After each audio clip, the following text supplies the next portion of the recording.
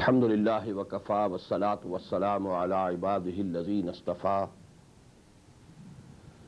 khususan ala afdalihim wa khatamin nabiyyin Muhammadin al-amin wa ala alihi wa sahbihi ajma'in. Amma ba'du faqad qala Allahu tabaraka wa ta'ala kama warada fi surati al-hashr. A'udhu billahi minash shaitanir rajim. Bismillahir rahmanir rahim. كي لا يكون دولة بين الأغنياء منكم وما آتاكم الرسول فخذوه وما نهاكم عنه فانتهوا. وقال عز وجل كما ورد في سورة الحجرات يا أيها الناس إنا خلقناكم من ذكر وأنثى وجعلناكم شعوبا وقبائل لتعارفوا إن أكرمكم عند الله أتقاكم إن الله عليم خبير. صدق الله العظيم. وقال رسول الله صلى الله عليه وسلم في خطبته في حجة الوداع لا فضل لعربي على عجمي ولا لعجمي على عربي ولا فضل لأحمر على أسود ولا لأسود على أحمر إلا بالتقوى كلكم بنو آدم وآدم من تراب أو كما قال صلى الله عليه وسلم. رب اشرح لي صدري ويسر لي أمري واحلل عقدة من لساني يفقهوا قولي. اللهم ربنا ألهمنا رشدنا وأعذنا من شرور أنفسنا. اللهم أرنا الحق حقا وارزقنا اتباعه وأرنا الباطل باطلا وارزقنا اجتنابه. اللهم وفقنا لما تحب وترضى آمين يا رب العالمين. Dear brothers and sisters and sons and daughters in Islam, Assalamu alaikum wa rahmatullahi wa barakatuh. In the last session, we had nearly completed our discussion on the economic system under Khilafah. Please again recall, what is Khilafah? Khilafah is the politico-socio-economic system based on the principle of divine sovereignty and vicegerency of the Muslims. So in every walk of life, the commands of Allah subhanahu wa ta'ala have to be implemented, whether political or social or economic. You might be remembering that about the economic system, I said that I don't claim that I am an economist. I don't claim any expertise in financial, fiscal, monetary matters. But I said I am a fundamentalist, meaning thereby I know the fundamentals of Islam. I have been a student of the Quran, and I know the fundamentals. And those fundamentals have to be kept intact anyhow. If we take a firm decision, make a firm resolve to keep the fundamentals intact, inshallah, all our problems will be solved. Where there's a will, there's a way. And Allah subhanahu wa ta'ala has promised, وَالَّذِينَ جَاهَدُوا فِينَا لَنَهْدِيَنَّهُمْ سُبُلَنَا.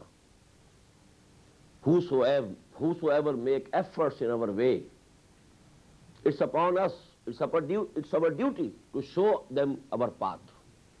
So He will show the path and He will help us resolve all the problems, solve all the problems. And as I told you once, at the state level, at the constitutional level, it is decided that the book of Allah and the practice of His Messenger sallallahu alaihi wasallam are supreme. Then you know the ball can be set rolling. For every matter, we shall have to see what are the injunctions of the Quran and the Sunnah. We can argue. There can be difference of interpretation. There has been difference of interpretation between Imam Abu Hanifa, Imam Shafi'i, Imam Malik. So in the same way, there can be differences, minor differences, but we shall resolve those differences through that process, political process, constitutional process, and then we can proceed. So that is why I took much of the time in discussing the constitutional structure of the Islamic State under Caliphate.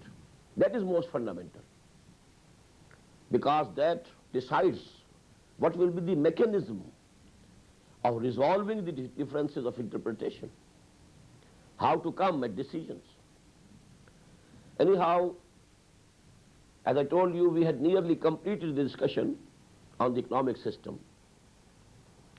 But I want to make things more easy and give you a very simple explanation in two ways. Number one, if somebody has his own capital and is working, there's no problem. Go work.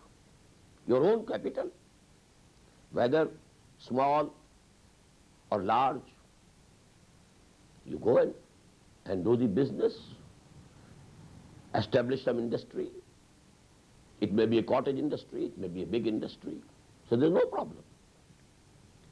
Then number two, if many people join together, they pool their capital, capital belongs to them. It's not borrowed. It's not from any sleeping partners. They themselves pool their capital and they are all working together. Pooling of the talent as well as the capital. No problem. Go ahead. This is what is called shirakah or musharakah. This is absolutely halal. Maybe number of the people joining together in this shirakah or musharakah may be small, it can be large. Thousands of men, they can join together, pool their capital, and they are all working. So this is, and they can divide, the profit. And in the same way, the loss will also be borne by those people who are partners. This is partnership, shiraka or musharaka. There's no problem. Now the problem, arises where the capital belongs to someone else, and who is doing the business is someone else, whether an industrial unit or some, business trade. Here is the problem. Here only one form is permissible according to the Sharia. That we call muzarabah. The party who is investing cannot work, and the party who is working cannot have any capital of its own. It should be a very clear-cut division. Capital belongs to such and such people, and the workers are such and such people. Now, the workers are working, whether it is some industrial proposition or business proposition, I told you, it makes no difference. But if there is loss, it is to be borne by the capital, investors, exclusively. The workers will not bear the loss. This is the point. I told you that Islam places the emphasis on labor, protect the right of the worker.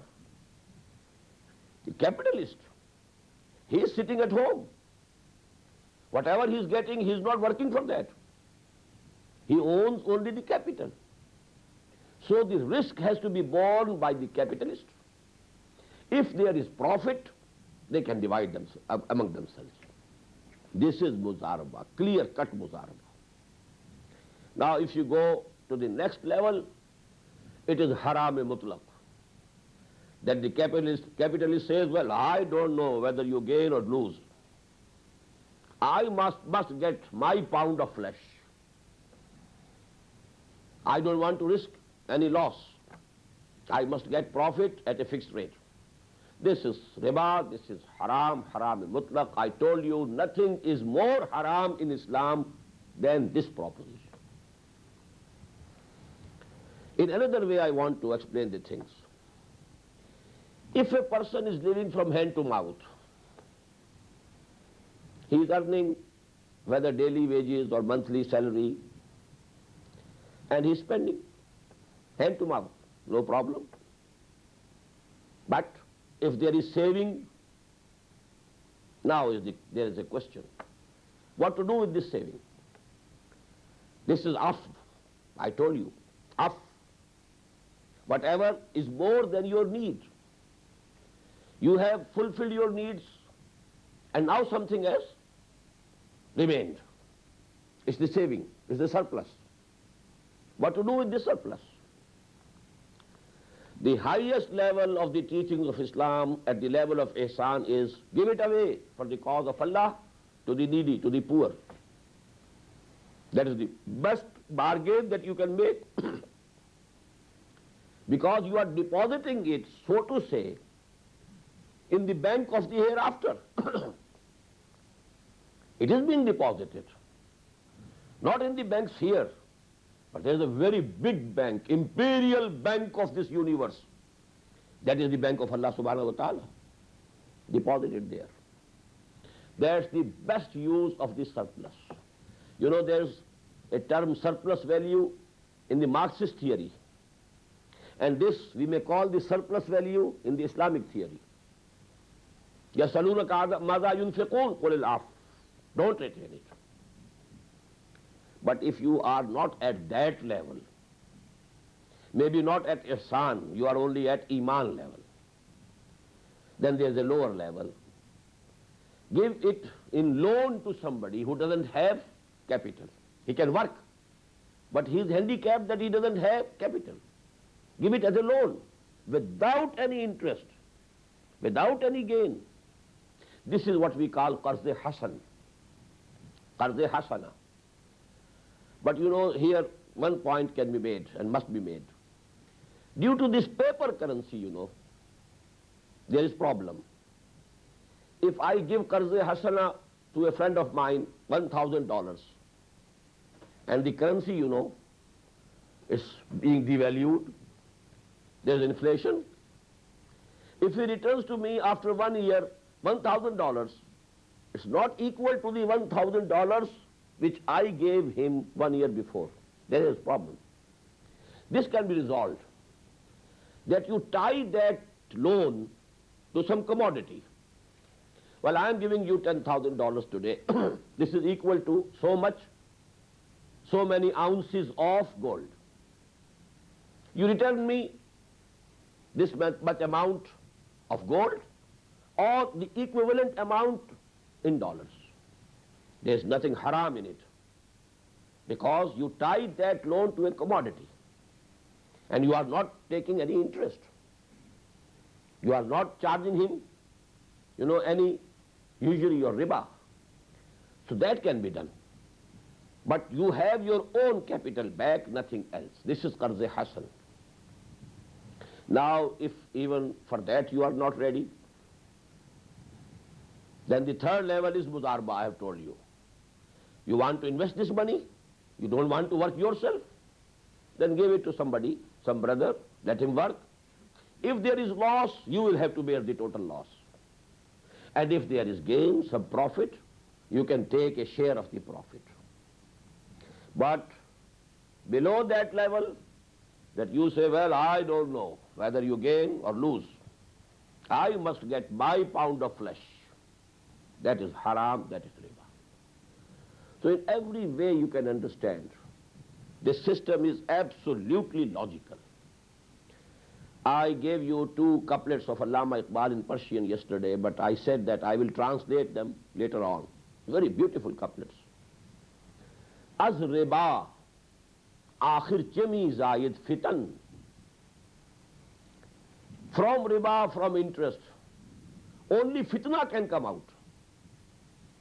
This fitna, fitan, chaos. Society divided into haves and have-nots. This class struggle, this is actually due to this riba. Az riba akhir chami zaid fitan kas nadanad lazzate qarz-e hasan. Here that word has come. These people don't know, you know, the taste, the joy, the pleasure in Qarz-e Hasan. You had something surplus. Your brother could work, but he didn't own any capital. You give him, loan him that money so that he can start, he can start the ball rolling. Then you take your money back.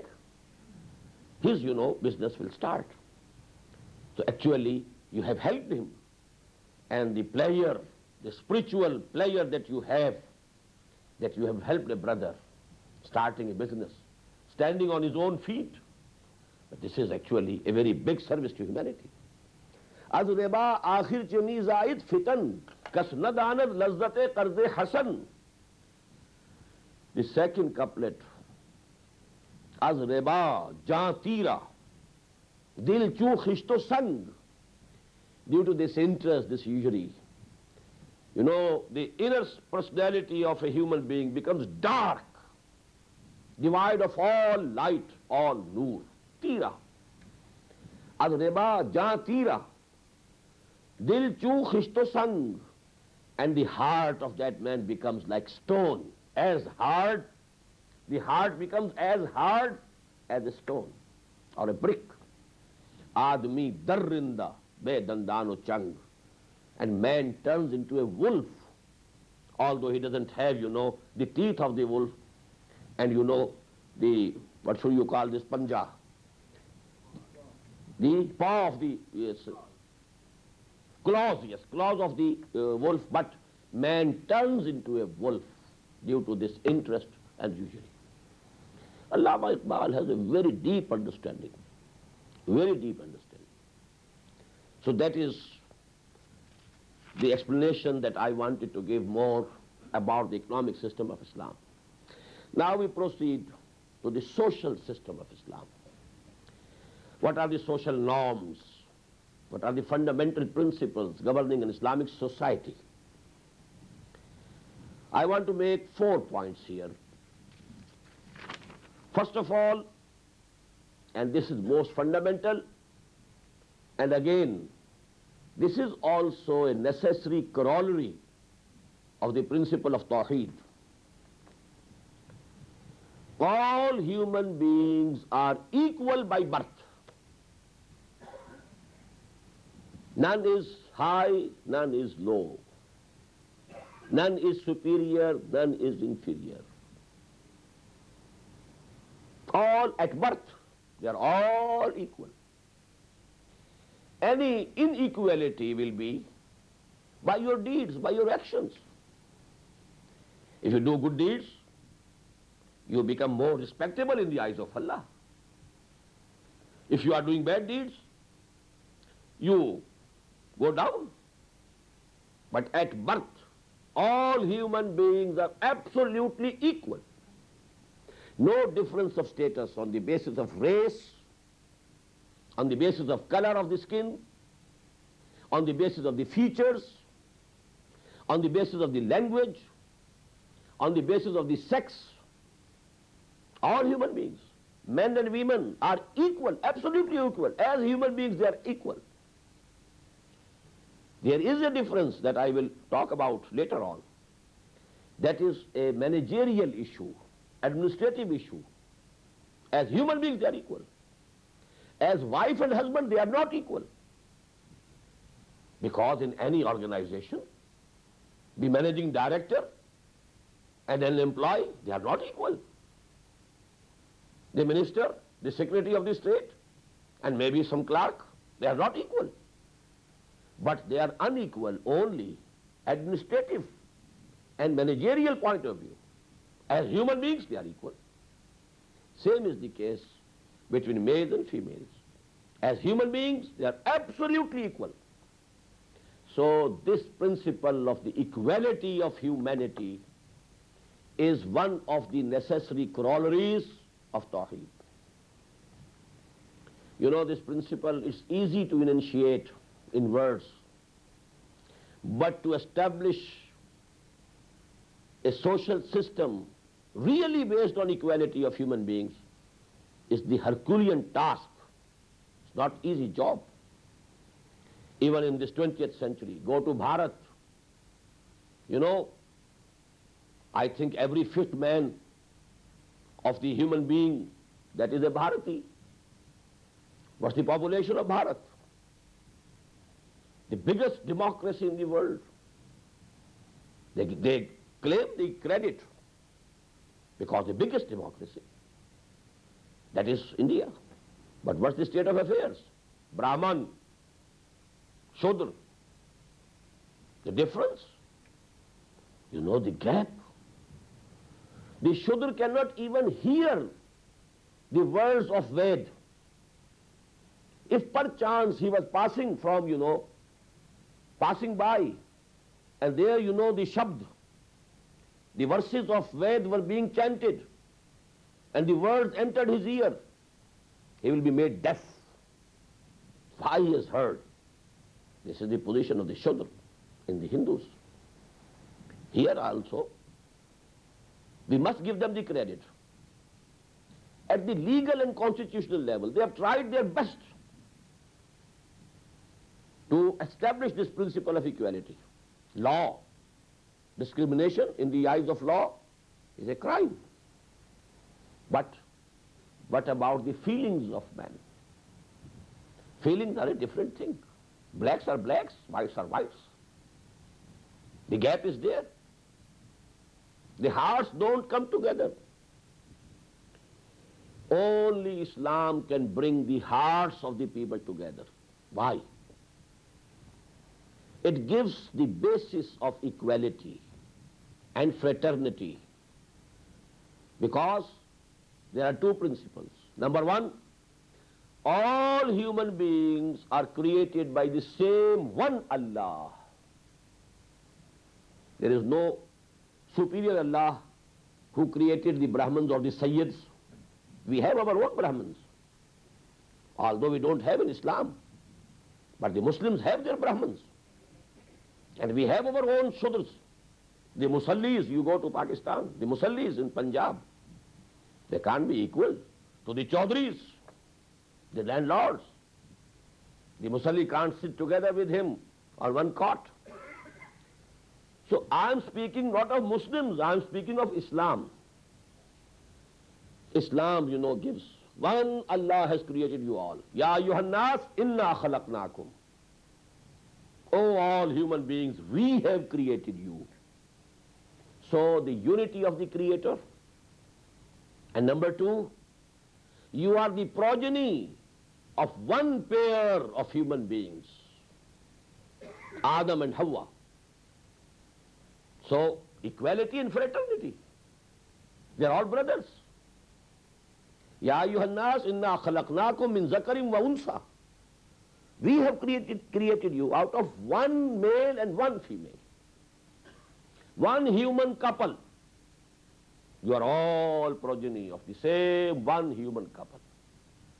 Now if you have Darwin's theory in your mind, maybe different races have different origin. How can you say they all belong to one human couple? But Quran tells us two things on the basis of which our feelings can come closer, our hearts can come closer. So actually, this feat was accomplished in the whole of history only by Islam. And let me give you the Shahada, the witness, and a witness who is enemy to Prophet Muhammad sallallahu alaihi wasallam. There is a proverb in Arabic language, Al-Fazlu ma shahidat bihil aada. The real thing, the real quality is the one about which even the enemies admit. And they also, attest, testify that this good is there in my enemy. Then there can be no doubt. Al-Fazlu ma shahidat bihil aada. And I want to quote here H.G. Wells, the famous scientific fiction writer.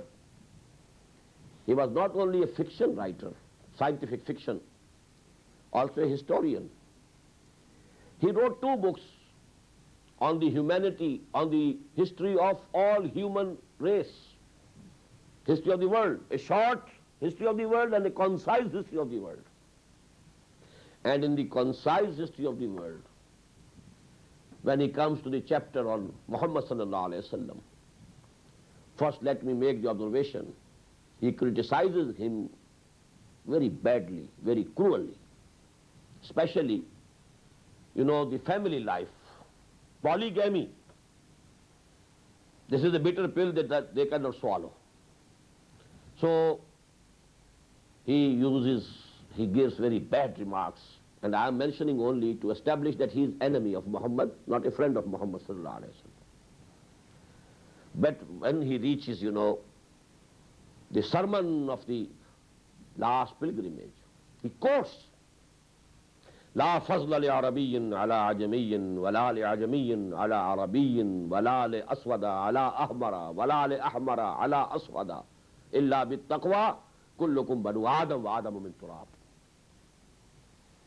And then he admits, although the sermons of human equality, fraternity and freedom were said before also, we find these sermons in Jesus of Nazareth also. But it has to be admitted that a social system based on these principles was established practically for the first time in history by Muhammad sallallahu alaihi wasallam. This is the biggest tribute an enemy is paying, He is not a friend, he is not a Muslim. Christian, enemy, criticizing him, giving biting remarks, using filthy language even about the sexual life of the Prophet, about the family life of the Prophet. You may say, just on the line, not to that extent, but on the line of Rushdie. He's giving those remarks, but here, as if, he has to kneel down and accept the grandeur and the superiority of the feat accomplished by Muhammad sallallahu alaihi wasallam. Although the sermons of human freedom, fraternity and equality were said before also. And we find these sermons in Jesus of Nazareth, Christian. He believes Jesus to be Son of Allah, Son of God. But he is admitting that he could give only sermons. He couldn't establish a system, a social system based on these principles. It has to be admitted that it is Muhammad sallallahu alaihi wasallam who established a society for the first time in history on the basis of these principles. But there is a word of caution. The new edition of this book, because the author had died long ago, now the editions are re-edited and they have deleted this passage. This is their honesty. But here you can go to old libraries, find the old, edition, and you will find these passages. But now they have deleted. They don't want. They want to hide the truth. How come he said these words for Muhammad sallallahu alaihi wasallam? Compare him to Jesus. Maybe after some time, they will ban the book, The 100 by Dr. Michael Hart, because he also done the same thing.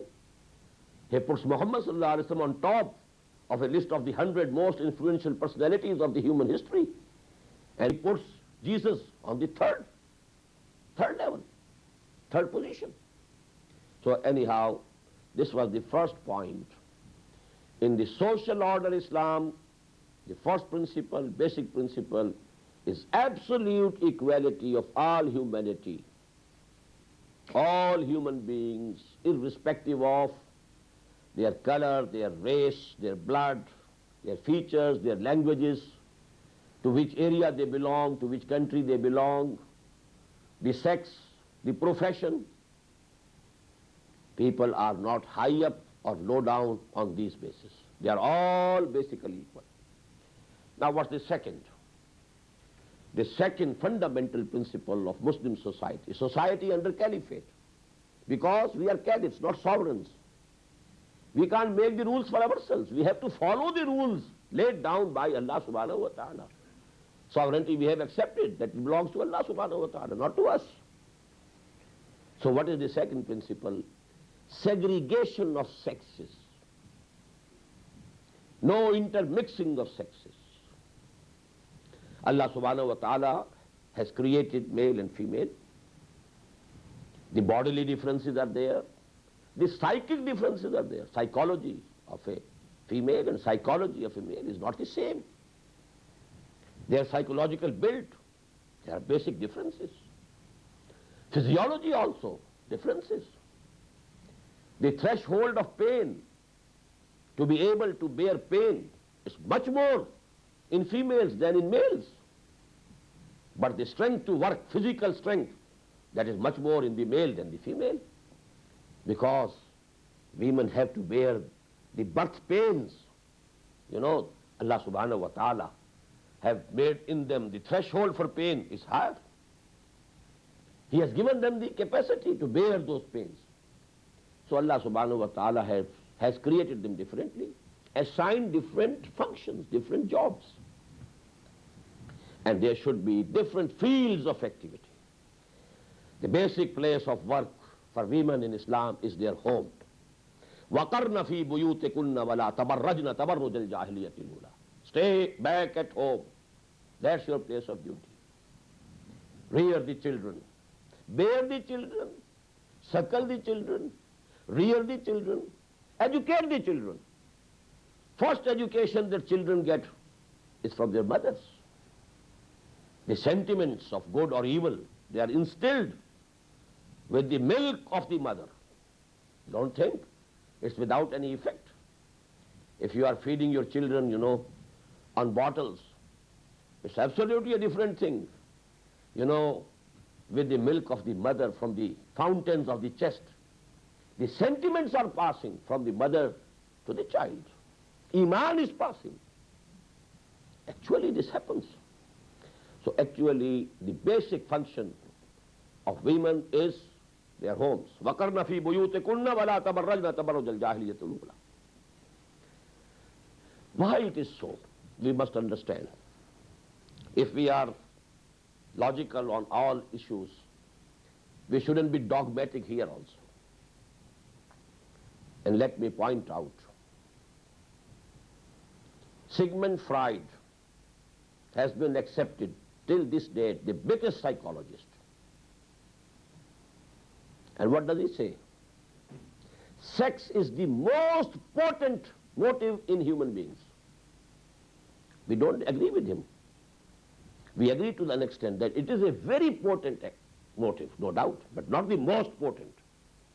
But what he says is that sex is the most potent motive. And now the more potent a motive is, the more chances are there for its going astray. So you have to discipline this sex urge, sexual urge and sex motive. Keep it. You know, you have to pull the reins of this sexual urge. If there is free intermixing, what will happen? What happens, everybody knows. You might close your eyes due to the influence of this Western civilization, there's something else. What happens, everybody knows. Because this potent, very potent, you know, urge. Now, if you allow a free intermixing of males and females, things must go wrong. So segregation. If there is need for women to go out, satr and hijab, covering of the body, keep your feminine beauty covered, then you know hijab. I can't go into details. Oh, there are details, you know. About the political system, there are only principles given in Islam, in Quran. About the economic system, only a few commandments you can enumerate. About riba, about rishwa, you know, bribing, about gambling, about the law of inheritance, a few ayat. But you find detailed instructions regarding the social values, social norms. You go and read Suratul Ahzab, go and read Suratul Nur, detailed instructions. Why? Allah knows better that what is the good or what is the evil in this, you know, if men and women intermix freely, what evil will come out. So that is the second, that we have a segregation of sexes in Islamic society. We should have. High schools, maybe at the primary level, but not primary of till 5th or 6th, because boys and girls, they come of age. Up till 4th, it used to be there in primary in the subcontinent. Till that level, boys and girls, if they are studying together, no harm. But no, not beyond that. Segregation. Schools for the girls, schools for the boys. Colleges for the girls, colleges for the boys. And why not universities for the girls and universities for the boys? Is it illogical? You can have universities. Women teaching, women studying. Only what we want to avoid is intermixing of the two sexes. Otherwise, teach them, give them education, give them the best education. There's no bar. Then, for example, let me give you an example. We have, in Muslim countries at least, these are the hospitals for women. These are the hospitals for men. It's very good. Lady doctors should treat women. Male doctors should treat males, men. But why female nurses in male hospitals? Is it essential? Can't you do without it? And what happens in the hospitals, everybody knows. Intermixing. Young doctors, young nurses, intermixing. During night duties, what will happen? Everybody knows. Is it essential? Can't there be male nurses? In the army, medical units, the units which go to the forefront, forward units, they don't have any female nurses at all. All male nurses are there, where you need the best nursing. Somebody has lost his upper limb. Some has lost his lower limb. Abdomen of someone is open. Intestines are outside. You need the most gentle and most expert nursing there. But there we don't have female nurses. So we can have male nurses in male hospitals, female nurses in female hospitals. Segregation is the only point. Is it essential to have air hostesses? Can't males present, the trays of breakfast and lunch and dinner? They can do it, and they do it. Male stewards are there. I told, I talked to President Ziaul Haq. I said, you have made PIA dry. No liquor to be served. May Allah bless you. You have taken a good step. Although the world will say they are fanatics. But let them say. But how come you don't allow a Muslim woman, a Muslim lady, to go to Hajj or Umrah without a mahram? And these are our daughters and sisters. Not our daughters. They are the daughters of Muhammad sallallahu alayhi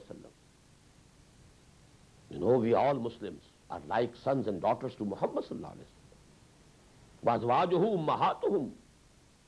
These are the words of the Quran. All the wives of the Prophet sallallahu alayhi wasallam are like mothers to the whole of the Ummah. So they are daughters of Fatima, they are daughters of Aisha and Khadija radiyallahu ta'ala anhuma. They are going without mahrams. Do these air hostesses have mahrams with them? Starting from Karachi, coming up to New York, and then returning in about 3 weeks. So what is this? أَفَتُؤْمِنُونَ بِبَعْضِ الْكِتَابِ وَتَكْفُرُونَ بِبَعْضٍ. This is actually the state of affair of the Ummah. We comply with one commandment. Khamr is haram. It's okay. God bless you. But this, and the dual character. A Muslim lady, and most of the Muslim ladies who go for Hajj or Umrah, they are at least middle-aged. And the air hostesses, they are young. Our young sisters and daughters. So actually, the second point is segregation. And if a woman comes out, even at her home, she has to keep her body covered, satr. The detailed injunctions I can't give here. I have a book, on this subject in Urdu, and a translation in English, has been published in the recent issue, the fresh issue of Hikmat-e-Quran also, made by a girl, who's studying in Toronto. But you can read, I can't give here the detailed injunctions, Satr and Hijab. Now come to the third fundamental principle of Islamic society. Strengthening and consolidating the institution of family. The greatest emphasis is on strengthening and consolidating this institution of family, which has broken down in the West. Not so in America, as in the continent and UK. Absolute disaster. Family is broken. And that is why I said, give the devil his due. In the economic field and political field, the Scandinavian socialism is the zenith. The welfare level is so high in Scandinavian countries that we can't imagine. You can't imagine here in America, the welfare level. But still, there is the highest rate of suicide in Sweden. Why? Why are they committing suicide? Do they commit suicide due to hunger, poverty, due to some other reasons? The only cause is they don't have that peace and tranquility which a man and a woman have in a family life. When you have full faith in your wife, she is faithful to you. And the wife has full faith on you, you are faithful to him. The bond of mutual love, mutual trust, this makes a family life, it's an example of paradise on earth. That is why Quran says that taskunu ilayha. There should be tranquility, peace, mutual love, mutual trust in the family. But for that, the family has to be strong. Loose families and, the family structure broken down deprives human beings of the peace. And that is why they are having the rate of suicide highest. So this is something to be pondered upon. So actually, how Islam or Quran makes this institution of family strong? Number one, the emphasis on the rights of the parents over the children. At 4 places in the Quran, Allah subhanahu wa ta'ala mentions the rights of parents next to his own rights. وَقَضَى رَبُّكَ أَلَّا تَعْبُدُوا إِلَّا إِيَّاهُ وَبِالْوَالِدَيْنِ إِحْسَانًا أَنِشْكُرْ لِي وَلِوَالِدَيْكَ. Thank me and your parents. And among the parents, 3 times more rights of the mother. حَمَلَتْهُ أُمُّهُ وَهْنًا عَلَى وَهْنٍ وَفِصَالُهُ فِي عَامَيْنِ أَنِ اشْكُرْ لِي وَلِوَالِدَيْكَ. The mother, she carried you in her womb for 9 months. Then she suckled. You were like a leech in her body, sucking her blood for 9 months.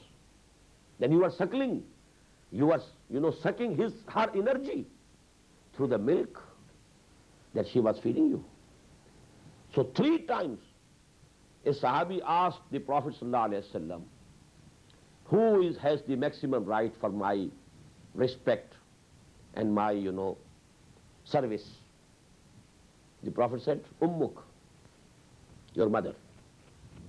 Then he asked, who next after her? Again repeated, Ummuk, your mother. Then he asked, next after her whom? For the 3rd time again, Ummuk.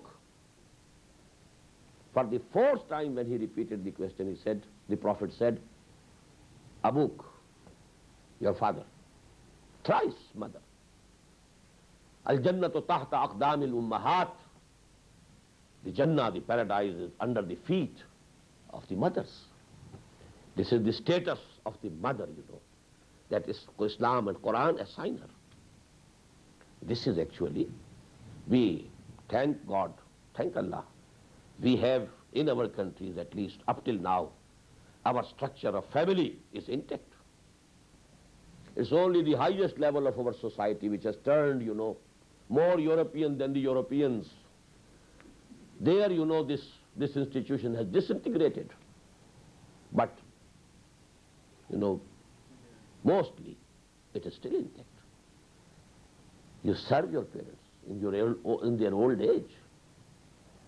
And I told you 4 times in Quran, the rights of the parents next to the rights of Allah subhanahu wa ta'ala. Anishkur li wa li walidayn. Wa qada rabbuka alla ta'budu illa iyyah wa bil walidayni ihsana. Number 2, this institution of family has been strengthened by Quran, by making the husband qawwam. Ar-rijalu qawwamun 'ala an-nisa. Actually, it's so simple, so logical. You can't have 2 heads of an institution having equal authority. What will happen to a firm, a business firm, having 2 managing directors, having equal authority, equal powers? What will happen to it? Can you have 2 presidents of the United States of America? What will happen? You can imagine. For no institution, no organization, you can have 2 heads. There has to be 1 head on top. You can have under him, vice presidents can be 3, 4, 5, 6, 7. Managing director 1, directors, you can have 100 of directors. But you have to have 1 on the top. So actually the institution of family, either the wife has to be on the top or the husband. We have to have 1. And Quran says it's the husband.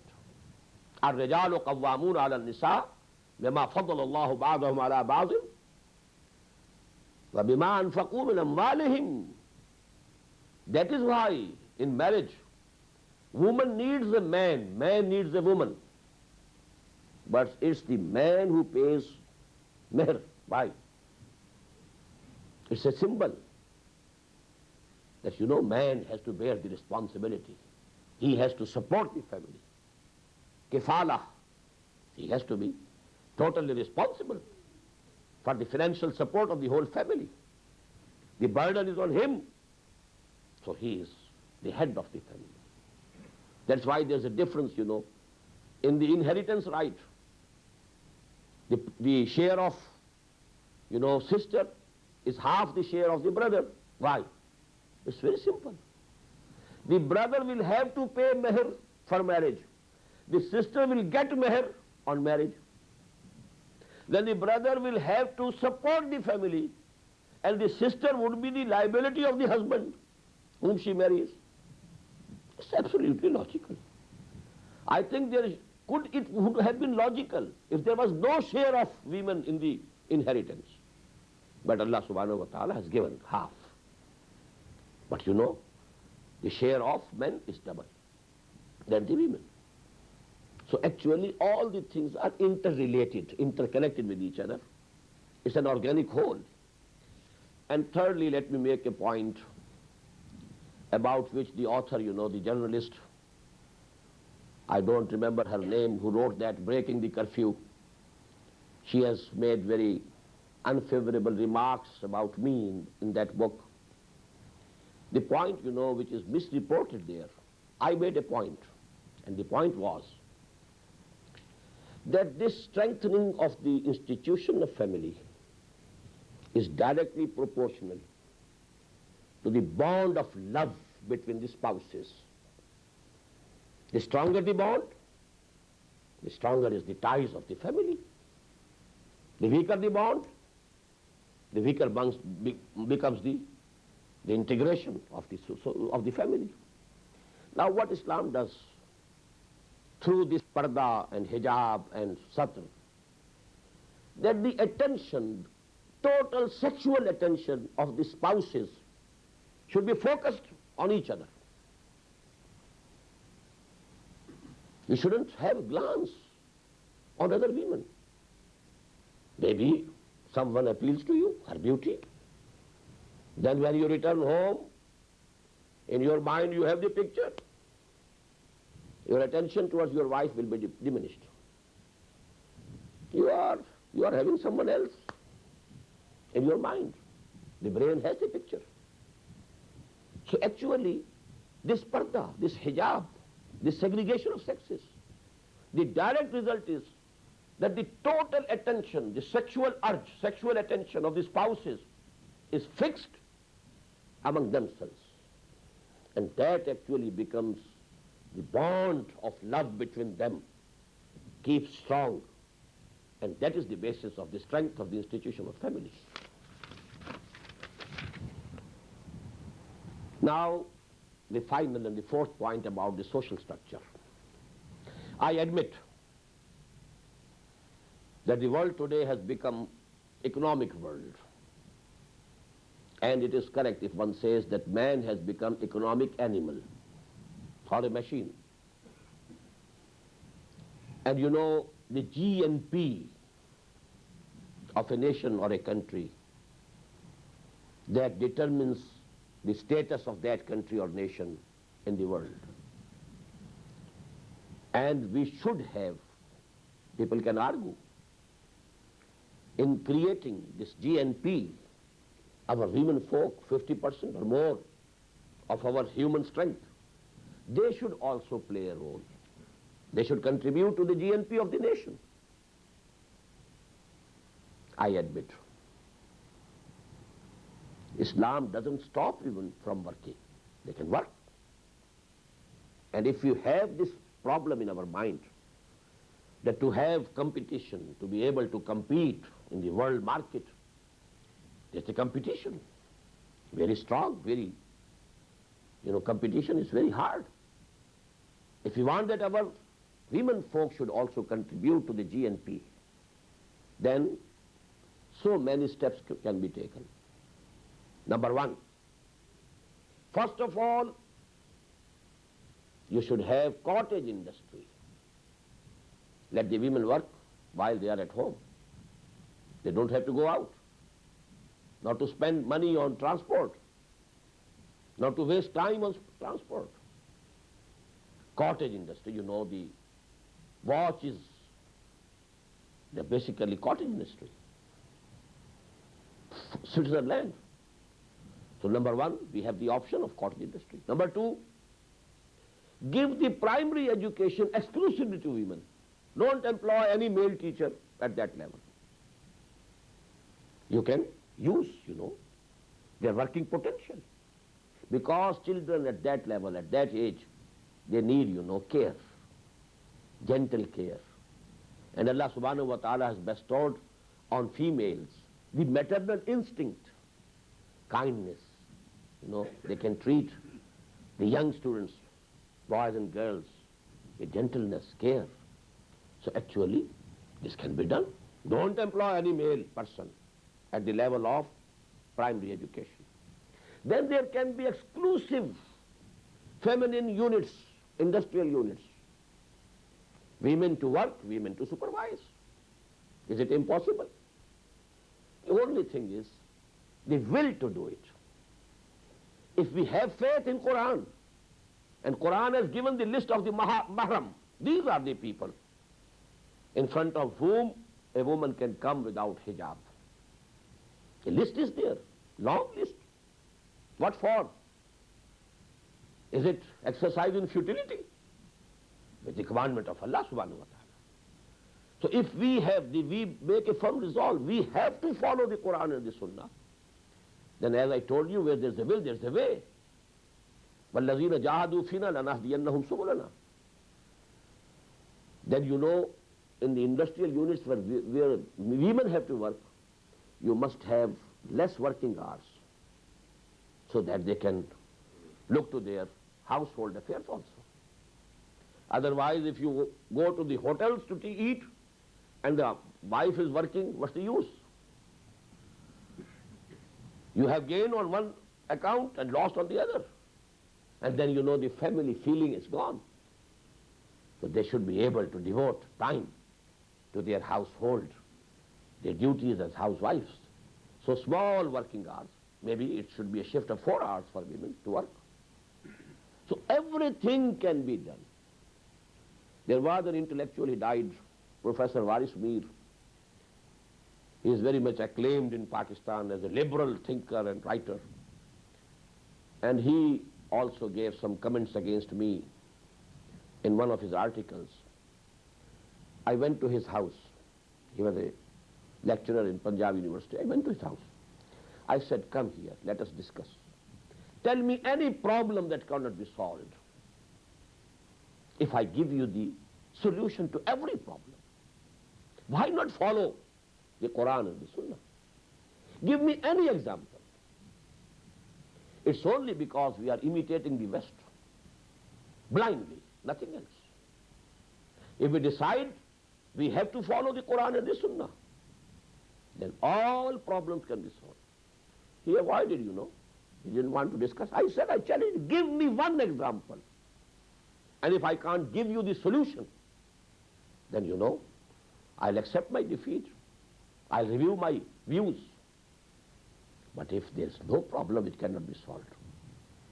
We can have our own social levels, social norms, social values, social structures, social laws, and we can go with the world. We can compete, and we can be among the progressive nations of the country, of the world. So this much about the social system of Islam. Now let me conclude. I've talked at length about the political and constitutional structure of state under caliphate. Then I talked quite in detail about the economic structure under the caliphate. Today I have given you 4 fundamental points of the social structure under the caliphate. One thing is absolutely obvious, you must have appreciated yourselves. This is a whole politico-socio-economic system. It's an integrated whole. The different aspects of this system cannot be separated. It cannot be partially implemented. It has to be taken as a whole. Take it or leave it. I quoted the ayah, number 85 of Surah Al-Baqarah, more than once. أَفَتُؤْمِنُونَ بِبَعْضِ الْكِتَابِ وَتَكْفُرُونَ بِبَعْضٍ فَمَا جَزَاءُ مَنْ يَفْعَلُ ذَلِكَ مِنْكُمْ إِلَّا خِزْيٌ فِي الْحَيَاةِ الدُّنْيَا وَيَوْمَ الْقِيَامَةِ يُرَدُّونَ إِلَىٰ أَشَدِّ الْعَذَابِ وَمَا اللَّهُ بِغَافِلٍ عَمَّا تَعْمَلُونَ. Do you accept part of our book, our law, our Sharia, our commandments, and reject the remaining part? There can be no punishment for those who take to this attitude, except that they should be put to extreme humiliation in this world and thrown into the worst punishment on the Day of Judgment. And don't think Allah is unaware of what you are doing. You can't deceive Allah by your appearances, by your beards, by your, umrahs and hajj. He knows what you are eating. Is it halal or haram? He knows what you are earning, whether it is through haram means or halal means. He knows it. You can't deceive him. You have to take the deen as a whole. Take it or leave it. As I concluded the last session, you need Allah. Allah doesn't need you. أقول قولي هذا واستغفر الله لي ولكم ولسائر المسلمين والمسلمات.